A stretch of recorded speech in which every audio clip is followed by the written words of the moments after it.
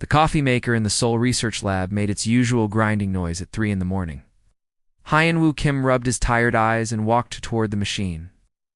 Working night shifts at the xenobiology facility was not his dream job, but it paid well enough to support his sick mother. The building was quiet, except for the hum of computers, the soft bubbling of alien specimens in their tanks. Hyun-woo preferred the night shift. Fewer people meant fewer questions about his simple background. Most scientists here had advanced degrees from prestigious universities. He only had a basic biology certificate and good instincts with living creatures. His job was simple: monitor the alien samples, check temperature readings, and call the emergency number if anything unusual happened. For 2 years, nothing unusual had ever happened. The specimens were mostly dead tissue samples from meteors or strange bacteria from deep space missions that changed when the alarms started screaming. Red lights flashed throughout the building as automated systems announced an emergency. Hyun-woo dropped his coffee cup and ran to the main monitoring station. The screens showed something impossible. A massive heat signature had just crashed into the Han River, less than 5 kilometers away. Before he could call anyone, his phone rang. "Hyun-woo, this is Dr. Park," said the voice of his supervisor. She sounded excited and terrified at the same time. "Emergency teams are heading to the crash site. They need someone from our lab immediately. You're the only one available." "But I am just a night watchman," Hyun-woo protested.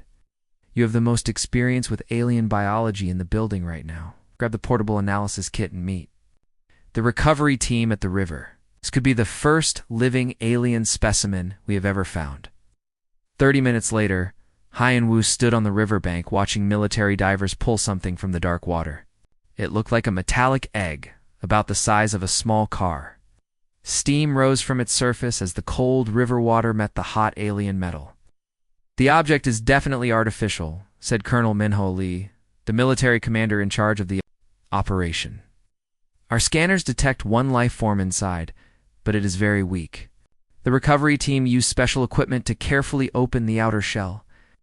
Inside was a creature unlike anything Hyun-woo had ever seen. It was tall and thin, with silver skin that seemed to shimmer in the floodlights. Its large eyes were closed, but its chest moved slowly with shallow breathing. "It is dying," Hyun-woo said softly, approaching the alien despite warnings from the soldiers. The creature's eyes opened suddenly. They were completely black, like looking into deep space. It saw Hyun-woo. It reached out with one long, thin hand. "Please," it whispered in perfect Korean, though its mouth barely moved. "Help me." Dr. Park arrived with a full medical team, but their equipment was designed for human biology. Nothing they tried seemed to help the alien. Its breathing became weaker as the hours passed. "My name is Thane," the creature said during one of its conscious moments. "I am Valkyrie. My people are dying. What happened to you?" Hyun-woo asked, staying close to the alien while the doctors worked. War Thane replied, "The Dominion hunts us across the galaxy. They destroy our worlds, kill our children. I came here seeking something precious." "What do you need?" "A host. My body fails, but my mind can survive in another. My people discovered this ability long ago, but most species cannot handle our consciousness. It drives them insane or kills them." Dr. Park looked shocked. "You want to put your mind inside a human brain?" "Only if willing," Thane said weakly. "The process requires cooperation from both minds. Force creates madness," the alien explained.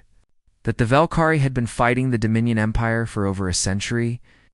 The Dominion was an alliance of 6 powerful alien species that conquered smaller civilizations. They had already destroyed most Valkyrie worlds, and the survivors were scattered across the galaxy. "We sent scouts to find species capable of hosting our consciousness," Thane continued. "Earth was one of many worlds we studied. Humans have unusual brain patterns.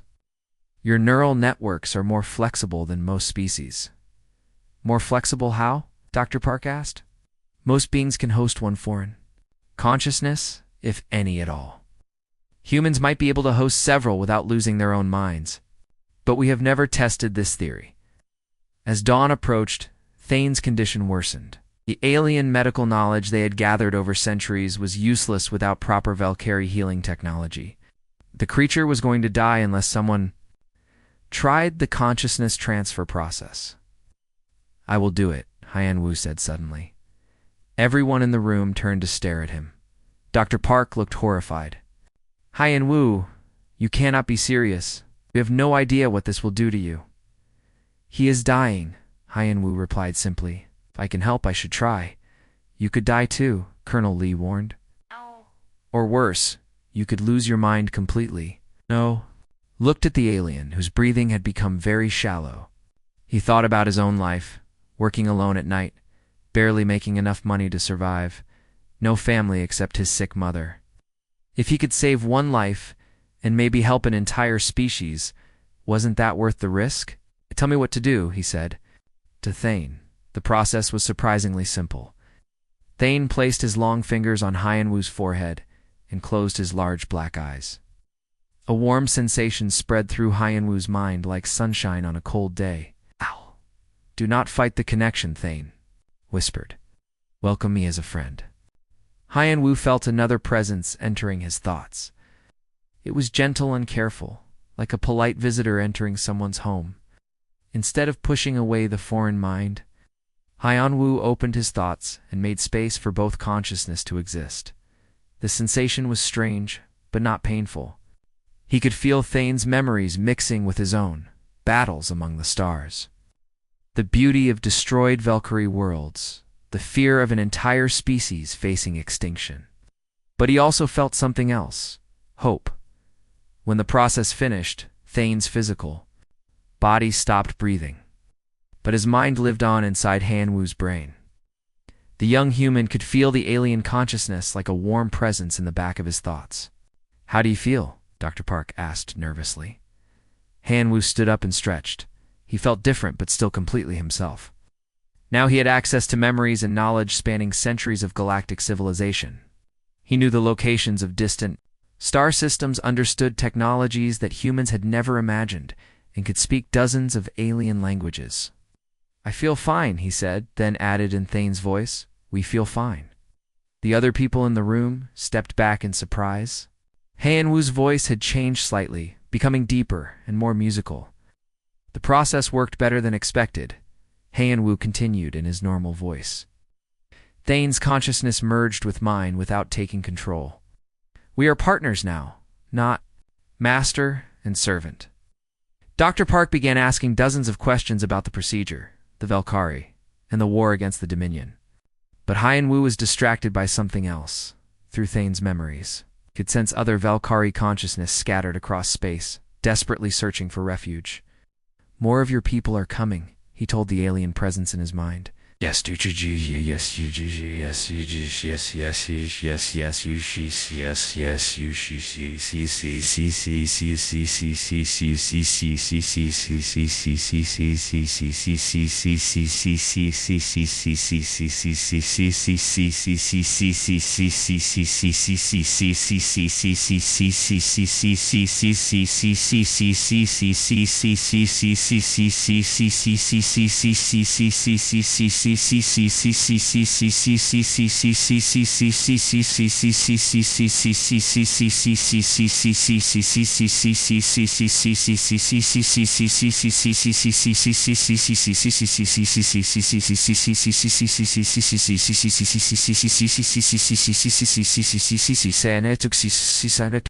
Thane replied through their shared thoughts. "Word of successful hosting will spread quickly. Many survivors will seek Earth." "Good," Hyan Wu said aloud, surprising everyone around him. "He will help them all." Colonel Lee frowned. "Young man, you cannot make promises for the entire human race. This situation requires government approval at the highest levels." But Hyan Wu was no longer just a simple night watchman. With Thane's knowledge, he understood exactly what was coming. Refugee aliens seeking sanctuary, followed eventually by the Dominion forces hunting them. Earth was about to become involved in a galactic war whether humans wanted it or not. The only question was whether humanity would face that war alone or with powerful allies sharing their minds and knowledge. Looking at the dawn sky above Seoul, Hyan Wu made a silent promise to help every Valkyrie refugee who reached Earth, He had started this night as a lonely lab worker. He was the first human-alien hybrid in history, and possibly the key to saving two species from extinction. The war was coming to Earth, but thanks to one simple act of compassion, humanity would not face it defenseless. 3 months after Thane's consciousness joined with Hyen-Wu's mind, everything changed. The simple lab worker had become the most important person on Earth. Though he still preferred working night shifts when possible, the government had moved him to a special facility outside Seoul where scientists studied the hosting process. But Hyen-Wu was not a prisoner. He helped willingly because more Valkyrie refugees arrived every week, and each one needed a human host to survive. Sunya Park had been a military strategist before retiring to teach at the university. When a dying Valkyrie general named Kess crash-landed near Busan, she volunteered immediately. I understand war, she told the doctors. If this alien fought against an empire for a century, I want to learn from his experience. The hosting process with Sunya went even smoother than with Hyen-Wu.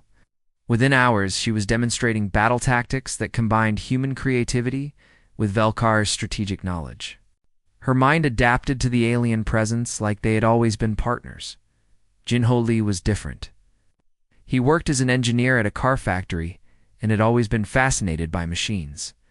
When Vex, a Valkyrie weapons designer, needed a host, Jin-Ho practically begged for the chance. Imagine what we could build together, he said excitedly. Human engineering plus alien technology could create incredible things.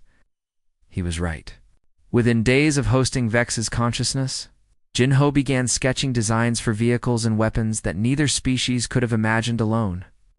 His workshop became a place where impossible ideas became reality. Each successful hosting taught scientists more about the process. Humans were indeed unique in their ability to maintain their own personality while sharing space with alien minds. Other species that the Valkyrie had tried either went insane or lost themselves completely. We are like a large house with many rooms, Hyen-Wu explained to the research team. We can give our guests comfortable space without losing our own bedrooms. Dr. Myung Choi, who had taken charge of the alien research program, was amazed by the results. Every host maintains their human identity while gaining centuries of alien knowledge and experience, which is like having the world's best teachers living inside your head. But the peaceful period ended suddenly when Earth's deep space monitoring stations detected massive objects approaching the solar system. The ships were enormous, each one larger than a city. Their dark metal hulls reflected no light, making them look like holes in space itself. When they reached Earth's orbit, they simply stopped and waited. President Dongmin Kim called an emergency meeting with all the human Valkyrie pairs, the aliens. In their minds immediately recognized the ships. Dominion Fleet Thane spoke through Hyen-Wu.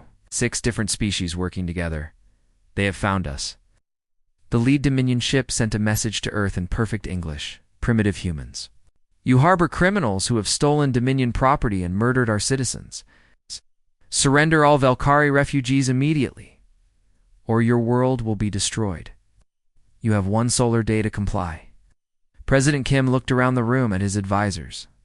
Most wanted to negotiate or find a peaceful solution, but the human Valkyrie pairs knew better. They do not negotiate, Sunya said, her voice carrying Kess's centuries of military experience. The Dominion conquers or destroys. There is no middle ground. How many ships? President Kim asked. 57 combat vessels, Jin-Ho replied, using Vex's knowledge of Dominion military structure. Each one could destroy our largest cities with a single shot. The room fell silent. Earth's military was strong against human enemies, but they had never faced weapons that could crack planets. We have one advantage, Hyen-Wu said quietly. They think we are primitive.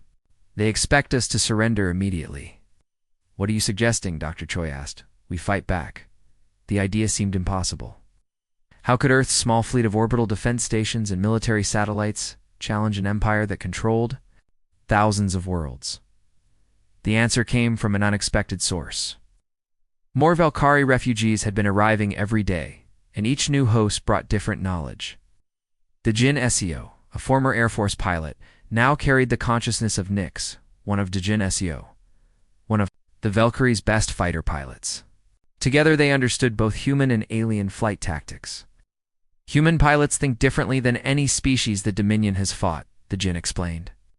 We take risks that their computers cannot predict. We fight with emotion and instinct, not just logic. Ginho had been working with Vex to modify human spacecraft using Valkyrie technology.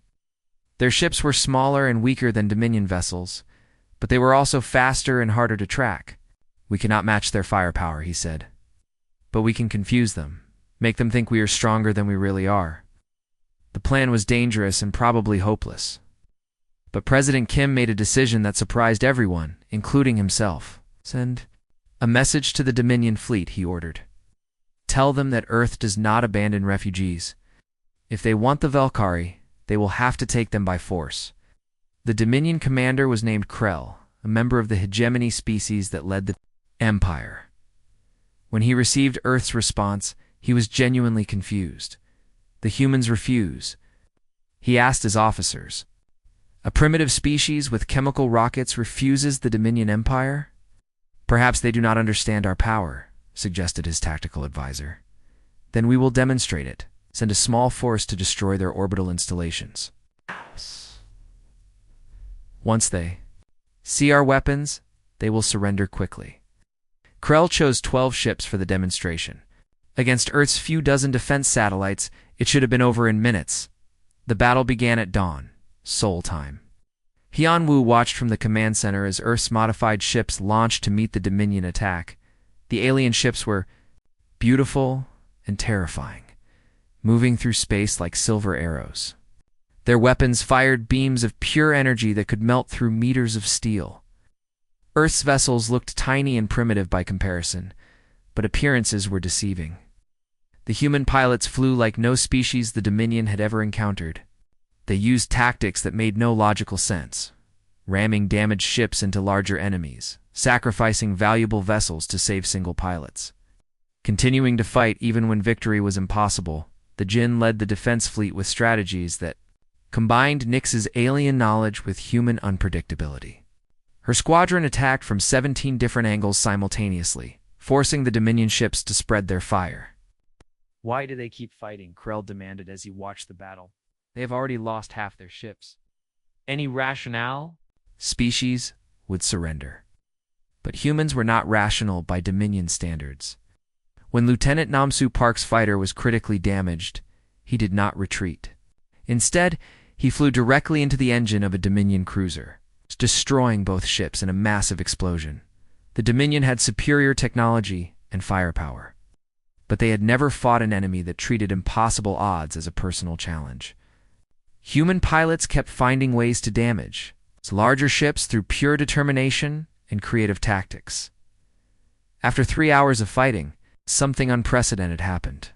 The Dominion force retreated. Earth had lost 22 ships and 43 pilots. The Dominion lost only 3 vessels.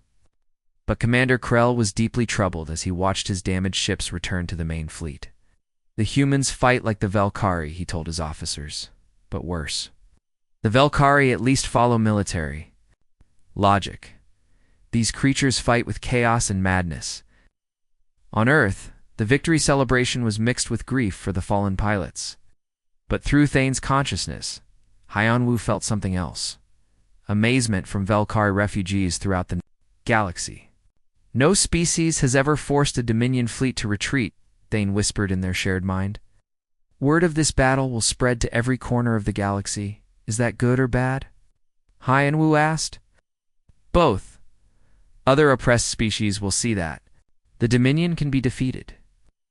But the Empire will also send a much larger fleet to destroy Earth completely. President Kim received reports that more alien refugees were heading toward Earth from dozens of different species. The victory had made humanity a symbol of resistance against the Dominion Empire. How long before they return in force? It asked. Hyun-woo. 6 months, maybe less, came Thane's estimate through the young man's voice. They will bring hundreds of ships next time. Then we need to be ready, the president said grimly. Hyun-woo looked out at the night sky above Seoul. Somewhere, among those stars, an empire was preparing to destroy his world. But Earth would not face that threat alone. The galaxy's oppressed species were finally ready to fight back. The war had begun. And humanity had fired the first shot heard across the galaxy. The simple lab worker who had wanted only to help a dying alien had somehow become the spark that ignited galactic rebellion. The question now was whether that spark could become a fire strong enough to burn down an empire. News of Earth's victory spread across the galaxy faster than anyone expected. Within weeks of the battle, secret messages began arriving from species that had suffered under dominion. Rule for generations. The first contact came from an unexpected source. A massive asteroid mining ship appeared at the edge of Earth's solar system, broadcasting peaceful intentions in broken English. "We are a Korthok mining guild," the message said. "We heard humans make Dominion ships run away. Is this true?" Korthok were a species of rock-like beings who lived in space, mining asteroids and small planets for valuable metals. For 50 years, the Dominion had forced them to give most of their resources to the Empire, while barely keeping enough to survive. "We want to help fight," their leader, Granite Heart, explained through a translation device. "Dominion takes our metals, kills our children when we resist. We are tired of being slaves." Adding Wu found himself thrust into the role of Earth's alien diplomat. His combination of human empathy and Thane's knowledge of galactic politics made him the perfect person to speak with other species. "What can your people offer in an alliance?" he asked Granite Heart during their first meeting. "We know where Dominion gets materials for their ships," the Korthok leader replied. "Mining stations, metal processing plants, supply routes. We have worked in these places for decades. We know their weaknesses." The second species to contact Earth was even more surprising. The Nereid were aquatic beings who lived in the oceans of dozens of water worlds. They looked like a cross between dolphins and octopi, with smooth blue skin and multiple flexible arms. Their representative, a being named Deep Current, arrived in a ship filled with water. "The Dominion poisoned our breeding grounds," she explained, "through a water-filled communication tank. They dumped industrial waste into our sacred spawning seas. Have our children die before they can swim?" "What do you want from us?" Yuan Wu asked. "Revenge," Deep Current said simply, "but also justice. We want to clean our waters and protect our young. The Dominion has underwater facilities on many worlds. They're intact. Places no other species can reach." The third group to join the growing alliance was the most unusual. The Wanderers were a nomadic species who lived entirely in space, never staying on planets for more than a few months. Their ships were like floating cities that traveled between star systems. Their fleet commander, Windwalker, was ancient even by their standards. His wrinkled face showed the experience of someone who had seen the galaxy change over centuries. "Remember when the Dominion was small?" he told Haiyan Wu. "We watched them grow from peaceful traders to violent conquerors. We should have stopped them then. Now we have a chance to fix our mistake." "What makes your people valuable allies?" Haiyan Wu asked. "We know every hidden route through space," Windwalker replied. "Secret paths between stars that no government maps show. We can move armies without being detected. We can strike anywhere in the galaxy and disappear before the enemy responds."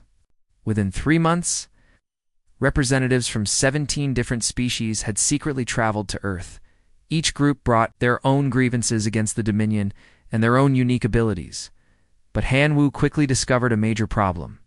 With this growing alliance, the different species had been enemies with each other for centuries. Old wars, territorial disputes, and cultural misunderstandings made cooperation almost impossible. "The Korthok stole our mining rights to the Vega system 200 years ago," complained Deep Current during one alliance meeting. "Your people attacked our transport ships first," Granite Heart responded angrily. "We only defended ourselves." "Both of you disrupted our trade routes," added Windwalker. "Your conflicts have cost us millions of credits over the decades." The arguments continued for hours while Haiyan Wu sat quietly, listening to centuries of accumulated anger and distrust. These species hated the Dominion, but they also distrusted each other. That evening, he spoke privately with Thane's consciousness. "How can we unite these people when they have so much history between them?" he asked. The Velkhari faced the same problem when we first tried to resist the Dominion, Thane replied through their shared thoughts. Many species wanted to fight, but they could not work together. That is why we failed. What would you do differently now? Focus on what they share, not what divides them. They all face the same enemy. They all want freedom for their children.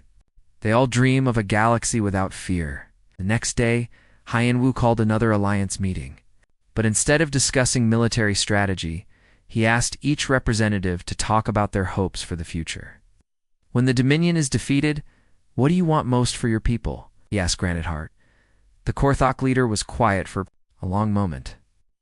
I want my grandchildren to mine asteroids because they choose to, not because some alien empire forces them. I want them to keep the metals they dig from space rocks. And you, Deep Current? Clean oceans, the Nereid said immediately. Waters where our children can grow strong and healthy.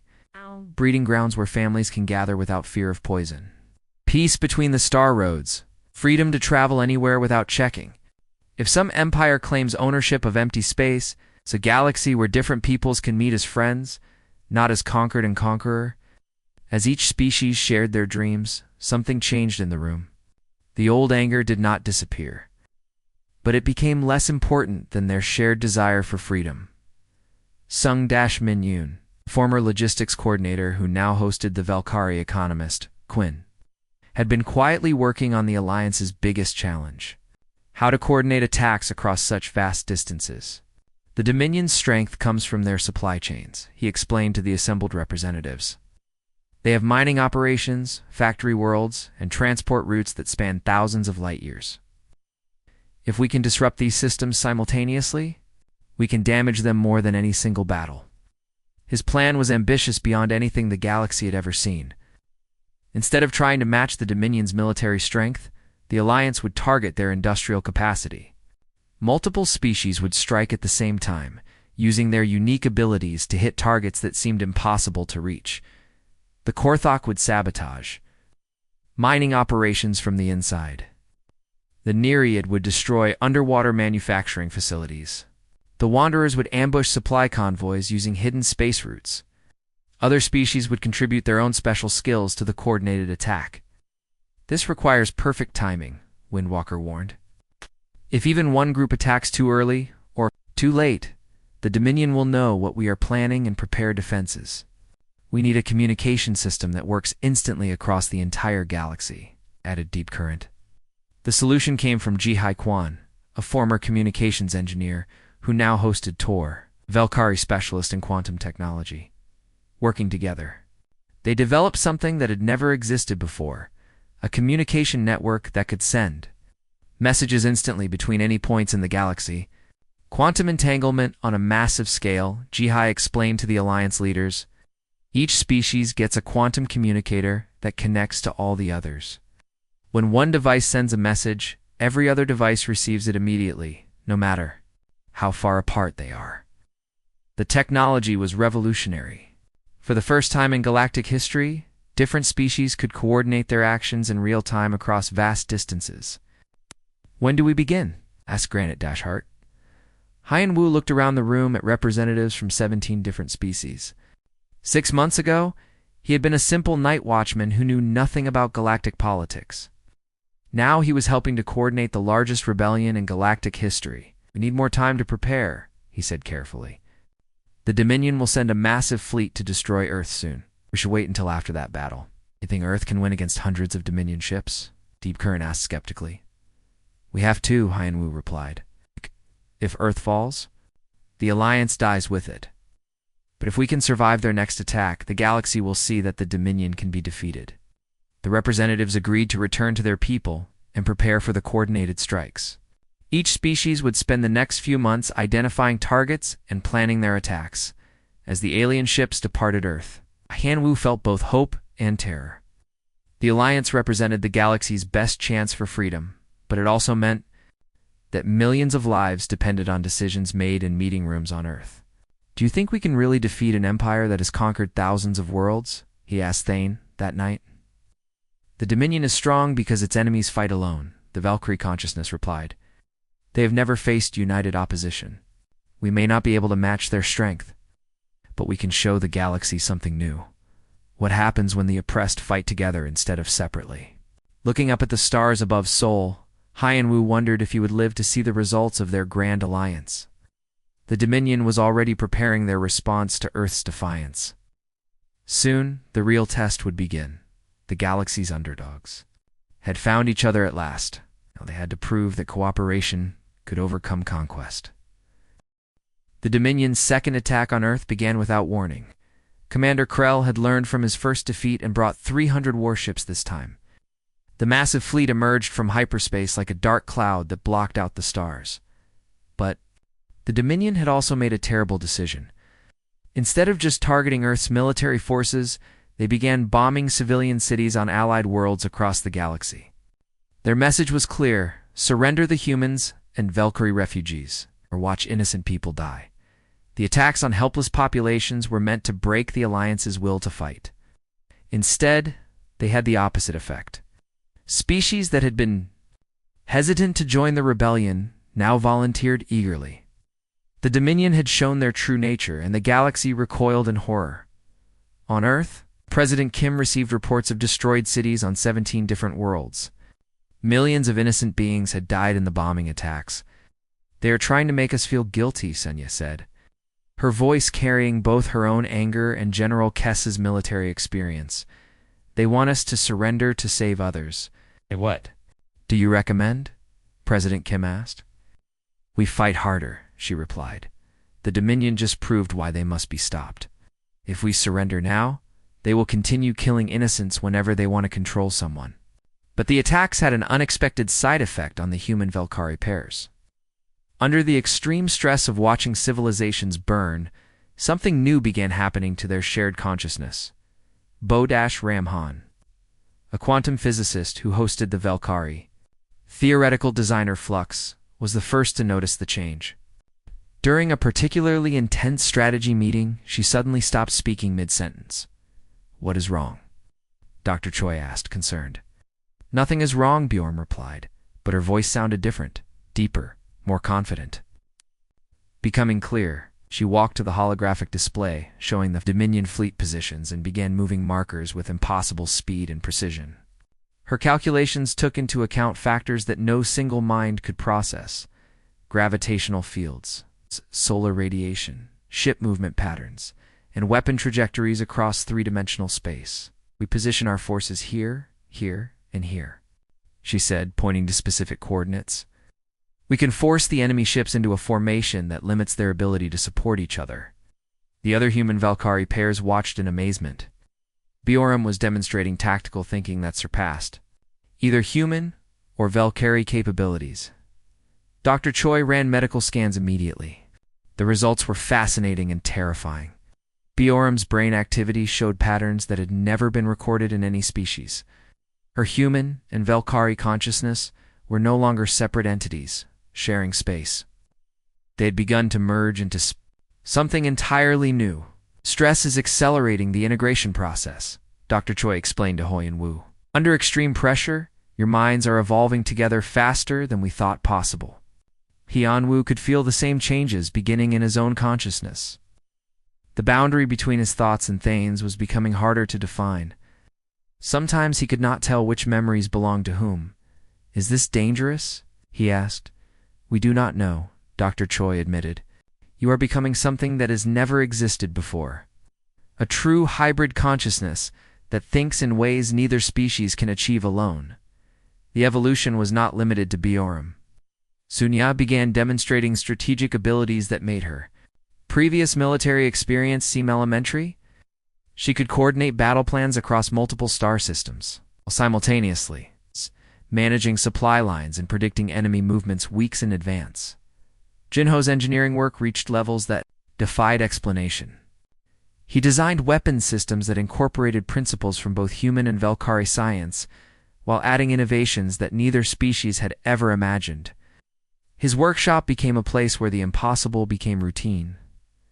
The Dominion fleet, meanwhile, had learned to respect human tactical abilities. Commander Krell positioned his ships carefully, using overlapping fields of fire and defensive formations that had ever failed against any enemy, he was not prepared for opponents whose thinking had evolved beyond any known parameters. The space battle began when Earth's defensive fleet, now equipped with hybrid technology, engaged the Dominion vanguard. Commander the Geneseo, hosting the consciousness of veteran pilot Nix, led the attack with coordination patterns that would have been impossible for an augmented beings to manage. To her squadron moved through space like a single organism with dozens of bodies. Each ship knew exactly where every other ship would be at any moment. They flowed around enemy fire like water while striking with the precision of surgical instruments. How are they doing this? Krell demanded as he watched his formations crumble. No species can coordinate this precisely during combat. His tactical computers could not predict human Velkari hybrid behavior because it operated on principles that pure logic could not understand. The hybrid minds combined mathematical precision with emotional intuition, creating solutions that existed outside normal strategic thinking. When the Dominion tried to surround a group of Earth ships, humans responded by deliberately scattering their formation in a pattern that looked like chaos. But the apparent disorder was actually a complex three-dimensional web that trapped the larger Dominion vessels in crossfire from unexpected angles. They fight like madmen, complained one of Krell's officers. But their madness follows rules. We cannot understand. The battle raged for 18 hours. Earth's forces were still outnumbered 5-1. But the hybrid consciousness pairs were learning and adapting faster than the Dominion could respond. Every tactic the Empire tried was quickly analyzed, understood, and countered. Taeho Kim, a former logistics officer who now hosted the Velkari fleet coordinator Rush, managed the most complex military operation in human history. His mind processed information from dozens of battle groups while coordinating with allied forces throughout the galaxy.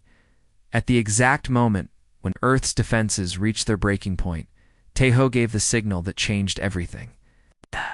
Coordinated strikes that the Alliance had been planning for months began simultaneously across 17 star systems. Korthok saboteurs destroyed mining facilities that provided raw materials for Dominion ships. Nereid strike teams attacked underwater, manufacturing plants that produced weapons components. Wanderer fleets ambushed supply convoys, using hidden routes through space that Dominion computers did not know existed. Within 6 hours, the Dominion Empire lost more industrial capacity than they had built in the previous decade. Their war machine, which had seemed unstoppable, suddenly found itself starving for resources. Commander Krell received damage. Reports from across the galaxy, while still fighting a battle he could not win. Earth's hybrid defenders were not just holding their positions, they were gaining ground against overwhelming odds. Possible, he muttered, as he watched his command ship's tactical display. How can primitives fight better than species with thousands of years of military tradition? The answer was something the Dominion had never encountered. Opponents who evolved during combat. Battle made the human Velkari pairs stronger, smarter, and more dangerous. They were no longer fighting the same enemy that Krell had faced in the first engagement. As the second day of battle began, something unprecedented happened. For the first time in Dominion history, their forces began to retreat not from a single battle, but from an entire war front. The coordinated attacks had crippled their supply lines. The hybrid defenders had proven that their fleet could not guarantee victory even with massive numerical superiority. Worst of all, reports were coming in of rebellion on dozens of worlds that had been peaceful for generations. The Empire is losing control, Krell admitted to his staff as they fell back to a safe distance from Earth. These humans have done something we thought impossible. They've united our enemies. On Earth, the celebration was tempered by sobering reality. The hybrid evolution was accelerating in all the human Velkara pairs. They were becoming more powerful, but also less recognizably human with each passing day. Are we still the same people we were 6 months ago? Hyan Wu asked Dr. Choi during a medical examination. Physically, yes, she replied. But mentally, you are becoming something entirely new. The question is whether this evolution will continue or stabilize. Through his enhanced consciousness, Hyan Wu could sense the thoughts and emotions of human Velkari pairs across the planet. They were all changing, all becoming part of something larger than individual minds. "We are still human," he said finally. "But we are also more than human. We are what humanity becomes when it refuses to accept the impossible." The war was far from over. The Dominion still controlled thousands of worlds and had millions of ships. But for the first time in galactic history, an empire built on conquest and fear was retreating from opponents they could not understand or defeat. The galaxy had seen the birth of a new kind of consciousness, one that combined the best traits of multiple species while adding something that had never existed before. The age of hybrid thinking had begun, and with it, the hope that cooperation could triumph over domination. The simple lab worker who had volunteered to save a dying alien had become the first example of what organic species could achieve when they truly worked together. The question now was whether this evolution would be enough to topple an empire that had ruled the galaxy for centuries. The war entered its second year with the galaxy completely changed. The Dominion Empire, which had once seemed unstoppable, now found itself fighting defensive battles on dozens of worlds. Species that had been conquered for generations were rising up with weapons and tactics provided by the Earth Alliance. Hyun-Woo stood in the command center of humanity's new orbital station, watching reports flow in from across the galaxy. His consciousness had evolved so far beyond his original human mind that sometimes he barely remembered the simple lab worker he used to be. The hybrid thinking had stabilized in most human Velkhari pairs, creating beings that were still recognizably human but possessed capabilities that astounded everyone who studied them. They could process information faster than the most advanced computers while maintaining the emotional wisdom that made humans unique. "The rebellion on Korath Prime succeeded this morning," reported Sunya, her voice carrying the combined satisfaction of both her human pride and General Kess's military experience. The Dominion garrison surrendered without a fight when they realized the local population had hybrid-designed weapons. "What about the Vega mining operation?" Hyun-Woo asked.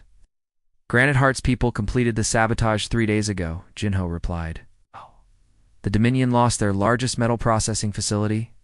They will need months to rebuild, if they can find enough workers willing to risk another attack." The alliance had grown beyond anything the founders had imagined. 43 different species now worked together, sharing technology and resources in ways that had never been attempted before. The quantum communication network allowed instant coordination across thousands of light years. But success had brought new challenges. Some allied species wanted to simply destroy the Dominion completely. Others preferred to conquer Dominion worlds and establish their own empires. The unity that had made victory possible was beginning to fracture. "We need to end this war soon," Hyun-Woo told his closest advisors during a private meeting. "The longer it continues, the more our allies will start fighting each other instead of the Dominion." "What do you suggest?" asked Dr. Choi, who had become Earth's chief strategic planner. "We attack their capital, Hegemony Prime." The room fell silent. Hegemony Prime was the most heavily defended world in the galaxy. It was protected by thousands of orbital weapons platforms, patrol fleets that numbered in the hundreds, and defensive systems that could destroy entire armadas. "That is impossible," Sunya said immediately. "No force in galactic history has ever successfully attacked Hegemony Prime. The Dominion built their capital to be absolutely invulnerable. Traditional attacks cannot work," Hyun-Woo agreed. "But we are not using traditional thinking anymore. It's through his hybrid consciousness." Hyun-Woo had been developing an idea that would have been incomprehensible to either pure human or pure Velkhari minds. It required coordination on a scale that no single species could achieve, technology that combined the innovations of dozens of different civilizations, and timing so precise that a single mistake would doom millions of lives. "We cannot match their firepower," he explained, "but we can make their defenses useless." The plan he outlined was so audacious that even the hybrid minds struggled to believe it could work. Instead of fighting through Hegemony Prime's defenses, they would bypass them completely. Unesio Lim, a former communications officer who now hosted the Velkhari infiltration specialist, Shade, had spent months developing new stealth technology. Her innovations combined human materials science with Velkhari, energy manipulation, and theoretical principles borrowed from 6 other species. The new stealth systems can make our ships completely invisible to any known detection method, she explained to the War Council. But they only work for a few hours before the energy requirements become too great. How many ships can use this technology? Asked Windwalker, representing the Wanderer fleets. About 300, Unesio replied. Enough for a significant strike force, but not enough for a traditional invasion. The attack plan required perfect timing across hundreds of different locations. Decoy fleets would engage Dominion forces at distant systems, drawing their mobile defenses away from the capital. Meanwhile, the main strike force would approach Hegemony Prime through unmapped hyperspace routes that Wanderer navigators had discovered in the galaxy's outer rim. But as the Alliance prepared for the final assault, something unexpected began happening to the hybrid consciousness pairs. They started experiencing shared visions during their sleep. The visions were always the same. Possible futures where the war continued for decades, where entire species were driven extinct, where the galaxy burned under endless conflict. But they also saw other possibilities, futures where the fighting ended not with conquest but with understanding. These are not dreams, Biorim explained to the research team studying the phenomenon. Our hybrid minds are somehow calculating probable outcomes and presenting them to us as visual experiences. The visions revealed something that changed everything. The Dominion's own leadership had become trapped by their military's momentum. Many of their ruling species genuinely wanted peace, but felt unable to stop a war machine that had grown beyond their control. Emperor Vorthok himself appears in several visions, reported Dr. Choi, after analyzing hundreds of vision records. He looks exhausted, frightened, even regretful. I think the Dominion leadership is as tired of this war as we are. This discovery forced Hyenwu to reconsider the entire assault plan. What if there was a way to end the war without destroying Hegemony Prime? What if the hybrid consciousness could find a solution that pure military thinking would never consider? We proceed with the attack, he decided finally, but we also prepare for something else. When we reach their capital, we offer them a choice. The assault began exactly as planned. Alliance fleets struck simultaneously at 17 different systems, forcing the Dominion to spread their mobile forces thin.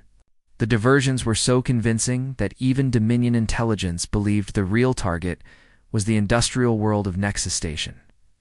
Meanwhile, the invisible strike force approached Hegemony Prime through hyperspace routes that official star charts claimed were impossible to navigate. The Wanderer pilots guided 300 ships through gravitational fields and stellar phenomena that would have destroyed any vessel using concatenation. The stealth technology worked perfectly. Dominion sensors detected nothing as the Alliance fleet positioned itself around their capital world. For the first time in galactic history, an enemy force had reached the heart of the Empire undetected. All ships in position, reported Tejo from the flagship. We can begin the bombardment on your command. Hyenwu looked at the tactical display showing Hegemony Prime below them. The planet was beautiful, with gleaming cities that housed billions of civilians from dozens of species. Many of those people were not soldiers or politicians. They were ordinary beings trying to live their lives under Imperial rule. Open a communication channel to the Imperial Palace, he ordered. Hyenwu, what are you doing? Sunya asked urgently. If we reveal our position, they will activate every defense system on the planet. Sometimes the greatest victory comes from showing mercy when you have the power to destroy, he replied. Speaking with wisdom that combined human compassion with Valkyrie strategic thinking, the communication channel opened, connecting the Alliance fleet directly to Emperor Vorthok's private chambers.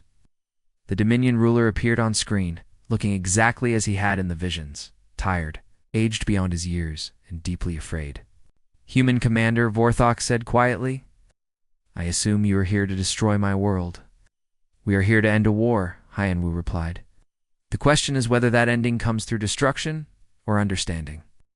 For the first time in Galactic history, the most powerful military force ever assembled had reached the enemy capital, not to conquer, but to offer peace. The hybrid consciousness had found a third option that pure military thinking could never have conceived. The greatest battle in galactic history was about to begin. But it would be fought with words instead of weapons, with the future of every species hanging in the balance. Emperor Vorthok stared at the young human whose simple act of compassion had somehow led to this moment. The lab worker who had saved a dying alien was now offering to save an entire empire from itself. "What do you want from us?" the emperor asked. "A chance to build something better," Hyan-Wu replied. "For all of us." Emperor Vorthok stared at the screen showing the young human commander who held the fate of his empire in his hands. Around the capital world, 300 invisible ships waited for orders that could either destroy civilization or save it. "You could kill everyone on this planet," the emperor said slowly. "Your weapons are aimed at our power centers, our defense networks, our government buildings. Why offer to talk?" Hyan-Wu felt both his human compassion and Thane's ancient wisdom, guiding his words. "Because destroying you would not end the hatred that started this war. It would only create new enemies who would fight us for generations." The emperor was silent for a long moment. Through the palace windows behind him, Hyan-Wu could see the gleaming towers of Hegemony Prime. Billions of beings lived in those cities, most of them ordinary people who had never chosen to be part of an empire built on conquest. "What kind of peace do you offer?" "The kind that recognizes why this war began," Hyan-Wu replied. "Your people formed the Dominion because you were afraid. Afraid of being conquered, afraid of running out of resources, afraid of being wiped out by stronger enemies. Right. Those fears were real." Through his hybrid consciousness, Hyan-Wu could access detailed histories that Thane's people had compiled over centuries of conflict. The Dominion had not started as an evil empire, began as a defensive alliance between 6 species, who genuinely feared for their survival. The hegemony joined the alliance after the Plague Wars, Hyan-Wu continued. "Half your population died from a bioweapon created by raiders from the Outer Rim. The Krell joined after their homeworld was almost destroyed by asteroid bombardment. Each member species had reasons to seek security through strength." Emperor Vorthok's eyes widened in surprise. "How do you know our history so precisely?" "Because understanding your fears is the first step to ending them," Hyan-Wu said. "You built an empire because you thought it was the only way to protect your people. But fear led to aggression, and aggression created exactly the enemies you were afraid of." Yang Su-choi, the diplomat hosting Velkari advisor Vane, opened a secondary communication channel. His hybrid mind could process the complex emotional and political factors that would be needed for successful negotiations. "We propose something that has never been tried," Young-Su said. "Instead of one empire ruling through fear, we create a cooperative where all species choose their level of participation. Security through voluntary alliance instead of forced conquest." The negotiations that followed were unlike anything in galactic history. The hybrid consciousness pairs could understand and address concerns that pure logic or pure emotion could never resolve. They combined human empathy with alien analytical thinking to find solutions that satisfied everyone involved. "What about resource allocation?" asked General Korath, the Dominion's military commander who had joined the discussion.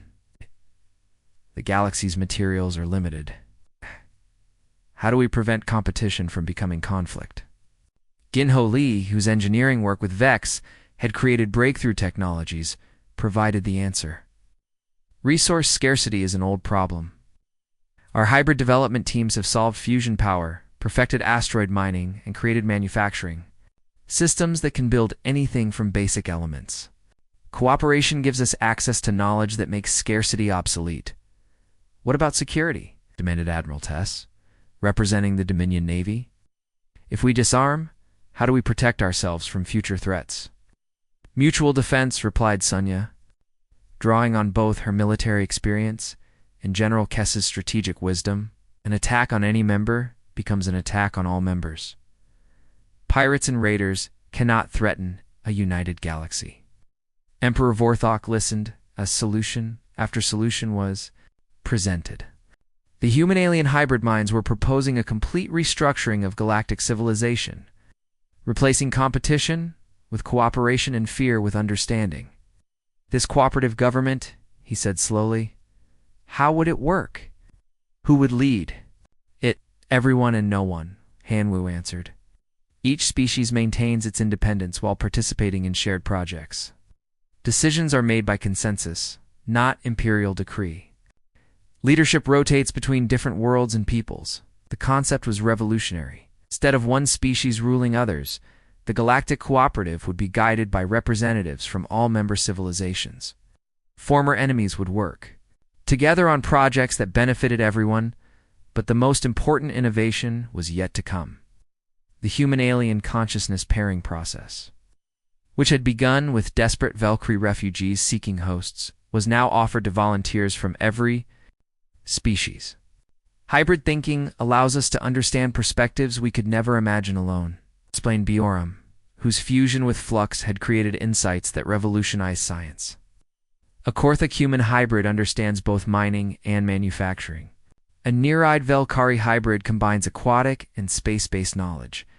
Every combination creates new possibilities. Emperor Vorthok looked around at his advisors. Many were nodding slowly, their expressions showing hope for the first time in years.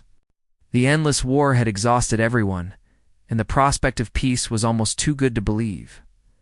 "What guarantees do we have?" he asked. "How do we know this cooperation will not become another empire with different rulers?" "'Cause hybrid consciousness cannot think like an empire," Hyanwu replied. "When your mind contains the perspectives of multiple species, dominating others becomes impossible. You understand too well how conquest feels from both sides." The formal treaty negotiations took 3 weeks. Representatives from 43 allied species and 6 Dominion members worked together to create the framework for the Galactic Cooperative. The document they produced was unprecedented in its scope and vision. The Cooperative established autonomous zones where species could maintain their traditional cultures. It created shared technology programs that gave everyone access to the best innovations from all civilizations. It set up mutual defense agreements that protected small worlds from large threats while preventing any single military from becoming too powerful. Most importantly, it offered the consciousness pairing process to anyone who wanted to experience hybrid thinking. Within months, volunteers from dozens of species were working together in combinations that had never been attempted. A Korthok engineer paired with a Nereid biologist developed underwater cities that could withstand any environmental disaster. A wanderer navigator paired with a human physicist discovered faster-than-light travel methods that made the galaxy feel small and connected. Each new combination produced innovations that benefited everyone.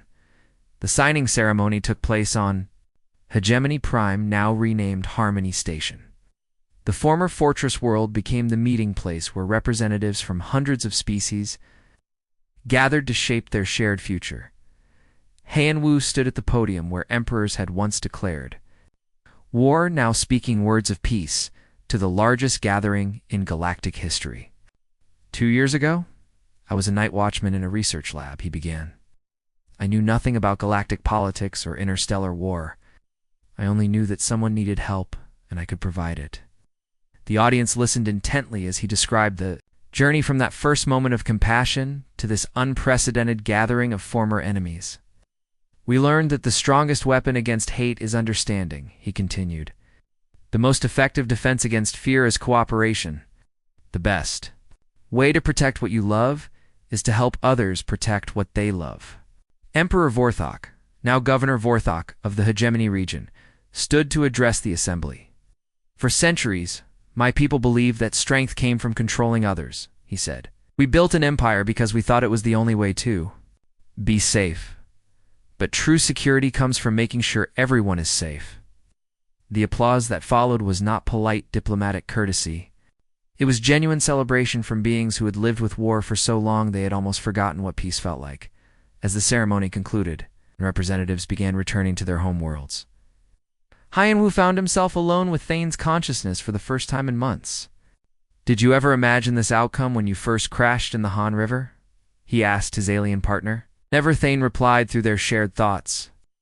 "I came to Earth seeking survival for a few Velkari refugees. Instead, we found a way to save the entire galaxy. What happens now? We build the future we have dreamed of. A galaxy where diversity creates strength, where cooperation replaces conquest. Where different species work together instead of fighting each other. Looking out at the stars above Harmony Station, Haiyan-Wu marveled at how much had changed. Age of Galactic War was over. The Age of Galactic Cooperation had begun. It all started with one simple decision: to help a stranger in need. The laboratory worker who had volunteered to save a dying alien had become the architect of galactic peace. But his greatest achievement was not military victory or diplomatic success. It was proving that the best of humanity, compassion, cooperation, and the willingness to see former enemies as potential friends could transform an entire galaxy. The war was over. The real work of building a better future was just beginning. And for the first time in galactic history, every species would build it together.